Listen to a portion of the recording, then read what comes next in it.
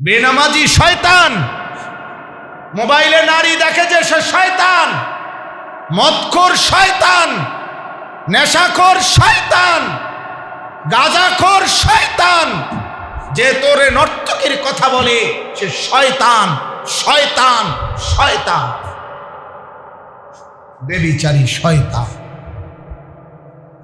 ও শয়তান। নবীজি হাদিসে বলছে নামাজি ব্যক্তির সামনে দিয়ে যে যায়, বুঝলেন না, নামাজ পড়া অবস্থায় কোনো মানুষের সামনে দিয়ে যায় না, এটা নিষেধ কিনা কথা বলে না, হাদিসে স্পষ্ট আছে। নবীজি বলছে নামাজি ব্যক্তির সামনে দিয়ে যে যায় সে শয়তান, ইন্নামা হুয়া শাইতান, হাদিসে শব্দ।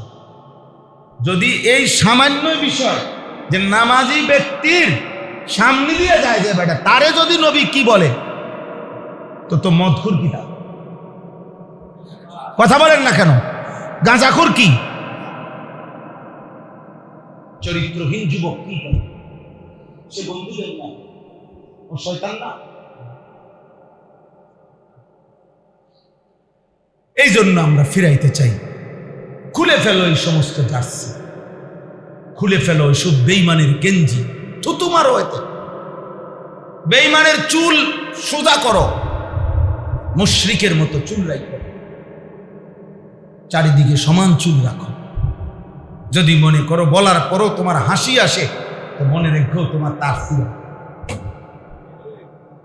এটা মনে রেখো।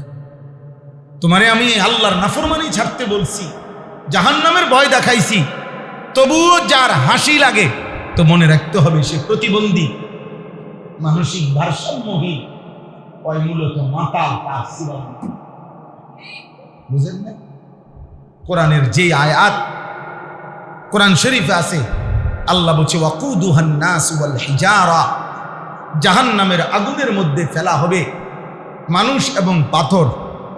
এই আয়াত যেদিন নাজিল হয়েছে সেদিন তাফসীরে আছে হযরত সালমান ফারসি 3 দিন টানা, এক টানা 3 দিন কাঁদছে চিৎকার করে। 3 দিন পরে নবী জিজ্ঞেস করছে, সাহাবীরা আনছে সালমানকে, ইয়া রাসূলুল্লাহ আপনার সালমান, আপনার সাহাবী শুধু কাঁদতেই আছে, তার কান্না থামে না। নবীজি বললেন, সালমান কি হলো, কালো কেন? আল্লাহ নবীকে সালমান ফারসি বলে, ইয়া রাসূলুল্লাহ আল্লাহ যে বলল জাহান্নামের আগুনের লাকড়ি হবে মানুষ এবং পাথর, মানুষকে ফেলবে, আমার সেই থেকে ভয় লাগতেছে, যদি আল্লাহ আমাকে জাহান্নামে ফেলে আমার কি হবে মা, আমার কি হবে, আমি বাঁচবো কেমনে? এই ভয় আমার চোখের পানি বন্ধ হইতেছে না। আল্লাহর কসম, নবী তখন বললেন, সালমান আমি মুহাম্মদ সাক্ষী দিতেছি জান্নাত তোমার জন্য অপেক্ষা করছে।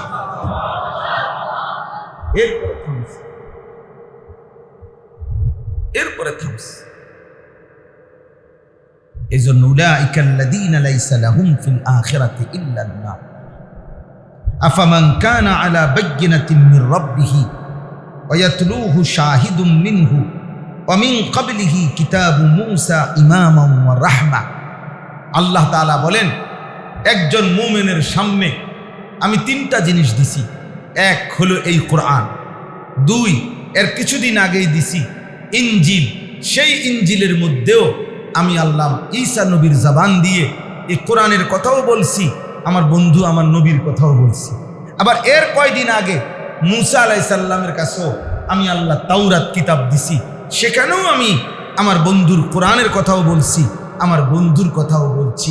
এই 3টি জিনিস পর পর, একবার তাওরাত সাক্ষী দিল, আরেকবার ইনজিল সাক্ষী দিল, আরেকবার এই কোরআন থেকে বারবার সাক্ষী নিল, প্রমাণ নিল, যুক্তি নিল। এই 3টি জিনিস পর পর বলার পরে যে ঈমানদার ঈমান আনবে, আল্লাহ তাআলা বলেন তার ঈমান তো আমি গ্রহণ করলাম, কিন্তু এরপরেও যে বিরোধিতা করবে তার জন্য জাহান্নামের আগুন আমি ঠিক করে রাখব,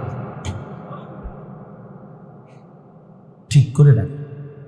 ঠিক আছে বান্দা, ভাত খাওয়ামো, ভাত তো আমি জানোয়ারেরও খাওয়াই, খানা খাওয়ামো, আখিরাত দেব, আখিরাত দেব।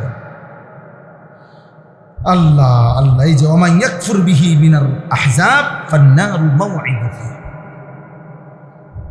এভাবে পরপর তাওরাত, ইনজিল, কোরআন, একবার মূসা, একবার ঈসা, একবার আমার নবী মুহাম্মদ সাল্লাল্লাহু আলাইহি সাল্লাম।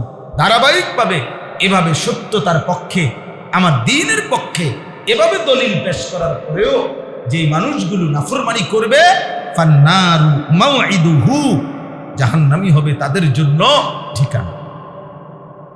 ফালা তাকু ফি মিরয়াতিন মিনহু, অতএব হে নবী, আপনি আপনার অনুসারীদেরকে বলবেন যে দুনিয়া যদি নাও পায় তারপরও ইমানের ব্যাপারে, কোরআনের ব্যাপারে, আপনি রাসূলের ব্যাপারে যেন এক বিন্দু সন্দেহ না করে। ইন্নাহুল হাক্কু মির রাব্বিকা, মনে রাখবেন প্রতি মুহূর্তে এই কোরআন আপনার রবের পক্ষ থেকে, এটাই সত্য, এটাই চূড়ান্ত, এটাই একমাত্র, এটাই বাস্তব। ওয়ালাকিন্না আকসারান নাসি লা ইউমিনুন, কিন্তু অধিকাংশ নাফরমান আমি আল্লাহর কথায় বিশ্বাস করছে না। না করুক, আপনি একা হলেও আমার কথা আপনি মেনে নেন, আখিরাতে আমি আপনাকেও বদলা দেব, বেঈমানকেও বদলা দেব। বেঈমানকে বেঈমানের বদলা দেব, ইমানদাররে ইমানদারের বদলা দিবে কি না? কথা বলে না ছেলেরা? এই জন্য ভাই দোস্ত, আমরাও 2-4 কলম পড়ালেখা করছি, আমরা বুঝে শুনেই আল্লাহকে মানি, বেউকুফ মনে করো না। বুঝে শুনেই 5 ওয়াক্ত নামাজ পড়ি, বুঝে শুনেই আল্লাহর কোরআন পড়ি। আমাদেরও 4টা ছেলে মেয়ে আছে, 4টা ছেলে মেয়েকেই মাদ্রাসায় পড়াই, বুঝে শুনেই পড়াই, ব্যাকল দেখে পড়াই না, অভাবের কারণ। অভাব না, অভাবী না আমি, টাকার অভাবে মাদ্রাসায় পড়াই এটা না, পয়সার অভাবে না, বুঝে শুনে, বুঝে শুনেই পড়াই। আলহামদুলিল্লাহ, আলহামদুলিল্লাহ, আলহামদুলিল্লাহ। অতএব সবার কাছে অনুরোধ করলাম, দোস্ত তোমরা ছেলেরা যারা এখানে আছো, প্রিয় ভাই, আল্লাহর দিকে ফিরো। আজকের এশার নামাজ থেকে শুরু করো। আপনারা যারা বাবা আছেন, আপনাদের কাছে অনুরোধ, বাবা আপনাদের প্রধান ডিউটি, এই বাবা বলতে এখানে বুঝেছি যে উপার্জনকারী, অভিভাবক, যার মেয়ে আছে, যার ছেলে আছে, যার স্ত্রী আছে, আপনার জিম্মাদারি এদের ঈমান আমলের ব্যাপারে চেষ্টা করেন। হাল ছাড়তে পারবেন না, আপনি চেষ্টা করেন, আরো বলেন আরো কি করা যায়। কোন আলিমে দ্বীনের সাথে পরামর্শ, হুজুর আমার বিবি পর্দা করে না, আমার ছেলেটা নামাজ পড়ে না, আমার মেয়ে এটা পর্দা করে না, আমি আর কি করতে পারি? কথা বুঝেন নাই? আপনি আর একটু পরামর্শ করেন, একটু জিজ্ঞান। আপনি কোনো কাম করে না, পয়সা রোজগার করে না, এটার জন্য যে আমি কত সময় ছেড়ে করছি, হ্যাঁ কি করুন যে একটা বুদ্ধি দাও না, এই কথাটা কত মানুষের জিগায় না? তো এটা দিয়ে এত মানুষের জিগাইলেন, তা আপনার সন্তান বিবি বাচ্চার নেককার হওয়ার জন্য আলেম ওলামারে জিজ্ঞাসা করে। আমাদের এটা ফিকির, আমার চেষ্টা, আমার এটা আশা, বাবা আমার এটা ফিকির, আমাদের এই ছেলেগুলো, আপনার সমস্ত শ্রেণী মুসলমান, মুসলমানের কিশোর, মুসলমানের যুবক, মুসলমানের বয়স্ক লোক দিন শিখবে, আল্লাহ চিনবে, স্কুলে পড়ুক, কলেজে পড়ুক, ইউনিভার্সিটিতে পড়ুক, কিছুই না পড়ুক, কিন্তু আল্লাহকে চিনা দরকার। ওযু, নামাজ, সূরা কেরাত, দোয়া, কালাম, রুকু, সেজদা কম কম হলে হোক, কমপক্ষে যেটুকু হলে জাহান্নাম থেকে মুক্তি মিলবে, এতটুকু কি শেখা উচিত না? এই বলেন, সবাই বড় আলেম না হোক, কিন্তু প্রয়োজন পরিমাণ দিন শিখা দরকার কিনা বলেন? যেটুকু পড়লে শিখলে ওযু হবে, নামাজ হবে, গোসল ফরজ আদায় হবে, সূরা কেরাত শিখবে, হালাল হারাম চিনবে। এই জন্য আমি খুব চেষ্টা করি, আমার আশা এটা। আমি আলহামদুলিল্লাহ, আমার কুমিল্লা ক্যান্টনমেন্ট মাদ্রাসা আছে, আজকে 22 বছর আল্লাহর দয়ায়, আপনাদের আল্লাহর বান্দাদের ভালোবাসায়, আল্লাহর দয়ায় এই ওয়াজের ময়দানে 22 বছর আলহামদুলিল্লাহ। কিন্তু এরপরেও চিন্তা করি, চেষ্টা করি যে আলাদা আরো ফিকির করতে। আজকে 2 বছর যাবত আমাদের মাদ্রাসায় এমনি স্বাভাবিকভাবে 550-র মতো ছাত্র আছে আলহামদুলিল্লাহ। এগুলো হলো মাদ্রাসায় যারা পড়ে, কিন্তু প্রতি 3 মাস পর পর আমরা 3 দিনের জন্য কোর্স করি, এই জেনারেল মানুষের জন্য, স্কুল, কলেজ, ইউনিভার্সিটি, অথবা সাধারণ শ্রেণী মানুষের জন্য বন্ধকালীন সময় মাদ্রাসায়। হ্যাঁ, এই পর্যন্ত প্রায় 1700-1800 হবে এই 2025 সাল, আর এই সালের 13ই জুন হয়েছে। তো এই পর্যন্ত আমরা এই আমাদের 100 জন মুআল্লিম আছে, মানে আমার বড় ছাত্র হাফেজ এবং উস্তাদরা মিলে এরা শিখায়। আপনার প্রতি 15 জনের 3 জন শিক্ষক শিখায়, গ্রুপ করে আমরা 3 দিন কোনো সময় 1 দিন আমরা শিখাই, সকাল থেকে রাত পর্যন্ত মাদ্রাসা বন্ধকালীন সময়। আশা হইল এই মুসলিম ছেলে পেলে উজু নামাজ শিখবে, সূরা কেরাত শিখবে, দোয়া কালাম শিখবে। আলহামদুলিল্লাহ সব জেনারেল ছেলে, মানে ওই কোর্সটাতে পড়াই। এই পর্যন্ত এই কয়েকদিন আগেও 13ই জুন গত মাসে প্রায় 250 ছেলে স্কুল কলেজের সকাল 8টা থেকে রাত 9টা পর্যন্ত এই উজু নামাজ শিখছে আমাদের মধ্যে। আমরাই খানা দানা সব ব্যবস্থাপনা করি আলহামদুলিল্লাহ, আল্লাহর দয়া। তো আমার একটা বড় স্বপ্ন, আমি একটা বড় জায়গা কিনছি, প্রায় 115 শতক জায়গা, 1 একর 15.5 শতক, 2 কোটি 67 লাখ টাকা জায়গার দাম, মাটির দাম, গদ্দুয়ার ছাড়া এমনি। তো আশা হইল ওইখানে 2টা প্রতিষ্ঠান করব আল্লাহ যদি পারে। একটা তো বাচ্চাদের মাদ্রাসা, আরেকটা হলো এই সর্বশ্রেণীর মুসলমানদের জন্য, বিশেষ করে কিশোর যুবকদের জন্য মাদ্রাসা। অর্থাৎ যেখানে বছরের যেই কোনো সময়, যেটুকু সময়ের জন্য আসুক, যে যখন আসবে দিন শিখবে। আমার একটা স্লোগান আছে, যে আসবে যখন দিন শিখবে তখন, যার সময় যতক্ষণ দিন শিখবে ততক্ষণ। আপনাদের কাছে আমার একটা কাগজ হ্যান্ডবিল, আপনারা এই কাগজটা নিবেন। এই হ্যান্ডবিলটার মধ্যে একটা আবেদন আছে, মানে আমি এটা দেই, সারা বাংলাদেশে দেই। উদ্দেশ্য হলো এই কাগজটার মধ্যে আমার এই আবেদনটা আছে যে আমার এই 2 কোটি 67 লাখ টাকার এই জমিনে কোনো মুসলমান যদি এক নামাজের মুসল্লা যায় নামাজ পরিমাণ, মাটির দাম, জমির দাম 4200 টাকা।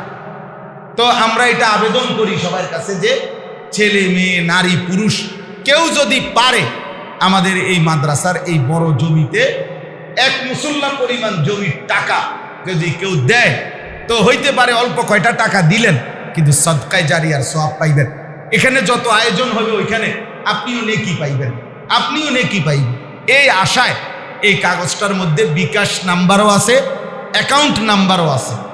পারলে কেউ, ছেলেরা তোমাদের কাছেও বললাম, কারো সুযোগ হইলে আপনারা দিয়েন, এই শরিক হইয়েন। কেউ না পারলে দোয়া কইরেন, কেউ পারলে কাউরে বইলেন, আরেকজন কেউ সম্পদশালী, কারো বাবা ভাই বিদেশ থাকতে পারে, তো দিবেন। পারলেই দিয়েন, না পারলে দোয়া করেন। আল্লাহ তাআলা আপনাদেরকে তৌফিক দান করেন। আমার আশা, এটা আমাদের আশা যে আমাদের এই ছেলে পেলেগুলো আস্তে আস্তে বদলাবে এবং বদলাচ্ছে আলহামদুলিল্লাহ। এই যে মনে করেন আমি ধমকাইছি ঠিক আছে, কিন্তু এতগুলো ছেলে যে আসছে এইটাও তো একটু হইলেও আল্লাহর দিকে আগাইছে তো, নাকি বলেন? এরা আসলো যে এটাও বরকত। একদিন আল্লাহ চাইলে এখান থেকেই ছেলেরা দিনদার হবে, মুত্তাকি হবে। আল্লাহ তাআলা সকলকে কবুল করেন। আজকের এই ইসলামী মজলিস আল্লাহ তাআলা ভরপুর বরকত দান করেন। এই মসজিদকে আল্লাহ কবুল করেন। ছেলেরা বাবা একটা কথা শূন্য মনে রাখো বাপ, রাসূলুল্লাহ সাল্লাল্লাহু আলাইহি সাল্লাম বলছেন, মুনাফিকের একটা চিহ্ন, মুনাফিক এশার নামাজ এবং ফজরের নামাজ পড়ে না। নবীজি বলছেন মুনাফিকের একটা চিহ্ন যে মুনাফিক এশার নামাজ এবং ফজরের নামাজ পড়ে না। এই জন্য এখন যারা এশার নামাজ না পড়ে ভাগ্যা যাবে, তো তারা যেন নিজের পরিচয় নিয়ে যায়। নিজের পরিচয় শুনাইয়া গেলাম যে রাসূলুল্লাহ সাল্লাল্লাহু আলাইহি সাল্লাম বলছে মুনাফিকের চিহ্ন সে এশা এবং ফজর পড়তে চায় না। এই জন্য আমরা দোয়া করে দিচ্ছি, এরপরে অসুবিধা নাই, দেখবেন মুমিন এবং মুনাফিক ভাগ হয়ে যাবে। এই এখনই দেখবেন, এখনই দেখবেন মুমিন এবং মুনাফিক পার্থক্য হয়ে যাবে ইনশাআল্লাহ। আল্লাহ তাআলা সবাইকে আমলের তৌফিক দান করেন। সবাই মিলে ওযু করে এরপরেই আমরা নামাজ পড়ে নিয়ে এরপরে সবাই যাওয়ার চেষ্টা করব। আল্লাহ তাআলা তৌফিক দান। আলহামদুলিল্লাহি রাব্বিল